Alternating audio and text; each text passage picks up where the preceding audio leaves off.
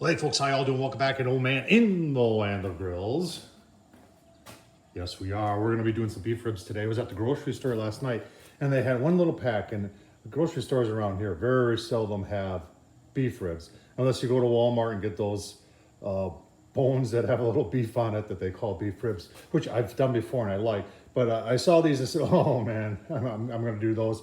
And I got a lot going on today. I want to get some good smoke on them. And I was thinking the Gravity series from Masterbuilt, 1050 here, that would be perfect for this. So you know, we've got all the mods on here from Klotz Mods, folks. Check Klotz Mods out. This guy does a really, that front shelf is phenomenal. And I've got a couple other things on there from him. So we're gonna fire this up.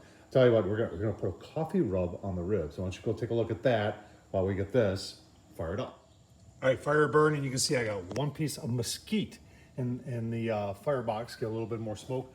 Smoke coming out on the top here. I've got my sliders out. Bean running in there, folks. You've seen me use that before. Water pan. I'm gonna put my one rack of ribs up there, but you can put the water pan underneath too. And there's that Klotz Mods I talked about. He makes, you can see it right there, a stainless steel plate that goes on there.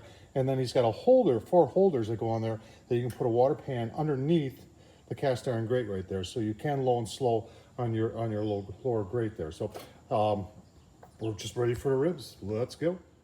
All right, so there's our beef back ribs, and that's what I'm using. I don't even know if this company's around. I've had this for maybe 2 years. Cindy Lou's, it used to be called Big Dick's, and it has coffee in it. And I've used this before, and this is all I've got left of it. And it really is good on ribs, folks. So I'll tell you what, let's get them on the grill. All right, got our ribs on. This thing goes down to 160, similar to what a lot of pellet grills do. I got it set at 165. You can see our lid still normalizing itself, says 150. One of the big differences between the Masterbuilt and the char griller is the char griller on the low side is 200. Now, does that make a huge difference? Probably not. A lot of people like to smoke around that 200, 225 range, but I just decided to try 165 because I really haven't done that on this grill yet. So let's take a quick look at the setup. See, you got our water, you got our ribs. We're gonna spray with a little bit of water every so often, maybe once an hour. Remember, smoke like to stick to cold, damp meat. So keep on going, give you some more look-sees. Well, by the way, they call this a tease. Stay tuned for that one. All right, folks, coming up on, I was just shy of 2 hours.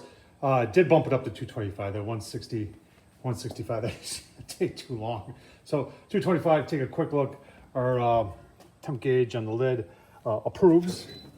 And you can see, it's starting to get a little pullback. Got some nice color on those ribs. Keep on going. If you're wondering if I'm going to wrap these, I'm going to loosely wrap them. I'm going to tent over them, and that'll be my wrap. That'll still let the smoke in, and it'll just help hold the moisture in a little bit. And I've done that on beef ribs before, and it seems to work pretty well. Right, if you're looking at the back vent, that is a stainless steel back vent. And once again, Klotz Mods, folks. And I really like the stuff he puts out. It's all quality stainless steel. He gives you the self-tappers, stainless steel self-tappers. Even made, he's got a cord holder for your Masterbuilt. Stainless steel, comes with two of the self-tappers. And that front shelf, I can't say enough good things about it, folks. Check them out. I'll leave the link down below. All right, folks, let's give you a look at the setup here. It's been about an hour and a half. So far, we're probably good 4 hours into it. So what I did, I didn't tent with aluminum foil. I just took another pan, and we got our water pan down below, which we still have some water in. And then we got our ribs underneath there. Let's take a look. Oh man, look at that. So we're gonna keep going like that.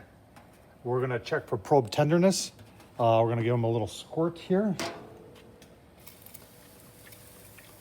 That coffee rub on there. And then give you one more look-see when they're probe tender. All right, folks, I made some changes. When I went to test them before I was gonna tent it, we were 155 on the meat. And I was afraid that if I kept on doing what I was doing, that it wouldn't get tender, it would just be shoe leather. So what I've done is I have taken them off. I did cover them. I didn't really have anything in the house, so I had some Coke, and I put some Coca-Cola on them, and turned the temp up to 300, and we're just gonna take a look-see here. Oh yeah, look at that. Oh yeah. Now that's looking nice. Now probe tender is what we're going for. That's butter. That is butter. And if you're curious what the temp is, got our thermal pop here.